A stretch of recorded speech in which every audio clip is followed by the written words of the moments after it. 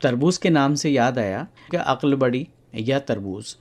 کہاوت تو ویسے یہ ہے کہ عقل بڑی یا بھینس، لیکن ہم تو یوں کہیں گے کہ عقل بڑی یا تربوز. چلیے اسی پہ ہو جائے ایک کہانی.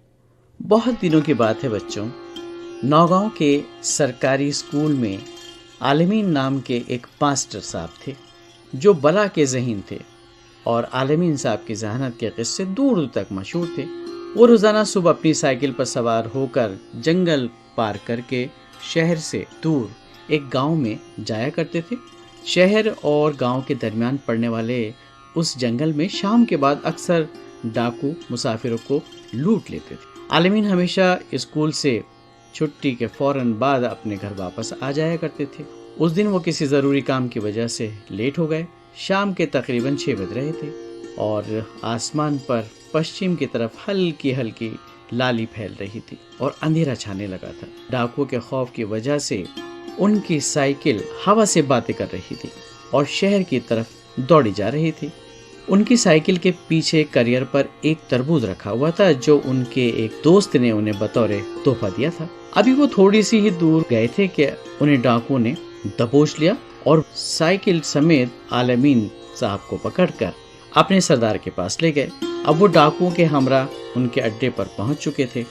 گھنے درختوں کے جھنڈ میں اپنے اڈے میں ایک طرف چارپائی پر عجیب قسم کی ڈیل ڈول والا آدمی لیٹا تھا جس کا چوڑا سر، گھنگرالے بال سر کی جسامت میں مزید اضافہ کر رہے تھے. لمبی لمبی مونچھیں اور داڑھی، خوفدار آنکھیں اور بڑی سی توند اور میانہ قد اور دھوتی قمیص پہنے ہوئے تھے. اس سے تقریباً 10 قدموں کے فاصلے پر انہوں نے عالمین صاحب کو سائیکل سمیت لا کر کھڑا کر دیا. سردار، یہ گستاخ آپ کی اجازت کے بغیر آپ کے علاقے سے گزر رہا تھا. ایک ڈاکو نے سردار کو عالمین ماسٹر کے بارے میں بتایا. سردار نے اپنی مونچھوں کو تاؤ دیا. کون ہے تو؟ کون ہے تو؟ سردار غصے میں چلایا. جی میرا نام عالمین ہے. میں پاس کے گاؤں میں ماسٹر. عالمین نے تھوک نکلتے ہوئے کہا. تو اس کا مطلب یہ ہوا کہ بچوں کا امتحان لینے والے ماسٹر جی ہیں آپ. سردار نے سائیکل کے پیچھے رکھے تربوز کو غور سے دیکھتے ہوئے کہا. جی سردار. بہت ہی مصنوعی مسکراہٹ کے ساتھ عالمین نے کہا. ٹھیک ہے، آج ہم تمہارا امتحان لیں گے. اگر تم پاس ہو گئے تو تمہیں چھوڑ دیا جائے گا، لیکن اگر فیل ہو گئے تو تمہیں سزا بھی ضرور ملے گی. سردار سر کھجلاتا ہوا یہ بات کہنے لگا. ٹھیک ہے، میں امتحان کے لیے تیار ہوں، ماسٹر صاحب نے کہا. ماسٹر صاحب کے پاس اس کے علاوہ کوئی چارہ بھی نہیں تھا. رام سنگھ، تربوز ماسٹر صاحب کو پکڑا دو. سردار نے خوفناک طریقے سے قہقہا لگاتے ہوئے کہا. اگلے ہی لمحے ایک ڈاکو نے سائیکل کے کیریئر سے تربوز کو نکالا اور ماسٹر صاحب کو دے دیا. ہاں تو ماسٹر صاحب، اس تربوز کا وزن بھی تو بتاؤ. اگر وزن غلط ہوا تو تمہاری خیر نہیں. اس کام کے لیے تمہیں صرف 2 منٹ دیے جائیں گے. دیکھتے ہی دیکھتے ماسٹر صاحب کے ارد گرد ڈاکو کا مجمع لگ گیا. سبھی ڈاکو اپنے سردار کے اس کھیل سے بے حد خوش تھے اور وہ اپنے سردار کی ذہانت پر رشک کر رہے تھے اور عالمین صاحب کی سزا کا انتظار، کیونکہ یہ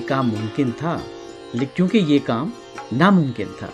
چند لمحوں کے لیے تو ماسٹر صاحب کے چہرے کا رنگ اڑ گیا، لیکن جلد ہی انہوں نے خود پر قابو پایا اور تربوز کو آہستہ آہستہ اپنے ہاتھوں پر اس طرح اچھالنے لگے جیسے وزن کرنے کی کوشش کر رہے ہیں. سبھی ڈاکو ماسٹر صاحب کی حالت پر کھل کر مسکرا رہے. ہاں تو ماسٹر صاحب، آپ کا ٹائم ختم.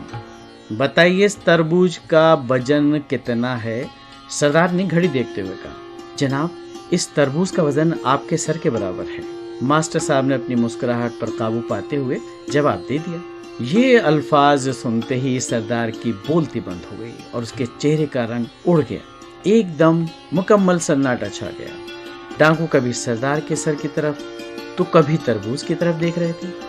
ایسا لگ رہا تھا جیسے وہ ترازو کے ایک طرف سردار کا سر اور دوسری طرف تربوز رکھ کر حقیقت جاننا چاہتے ہوں۔ اس سے پہلے کہ کوئی کچھ کہتا، سردار نے موقع سنبھالتے ہوئے ایک مصنوعی قہقہہ لگایا۔ واہ ماسٹر صاحب، واہ ماسٹر صاحب، آپ پاس ہو گئے، آپ جا سکتے ہیں۔ سردار نے ماسٹر صاحب کو جانے کے لیے کہا۔ دور جاتے ہوئے ماسٹر عالمین کو دیکھ کر سردار نے لمبی سانس لی اور اپنے ارد گرد کھڑے ساتھیوں پر غصے سے چلایا، جاؤ اپنا کام کرو، جاؤ اپنا کام کرو۔ یہ تھی کہانی عقل بڑی یا تربوز۔ کیسی لگی بتائیے گا۔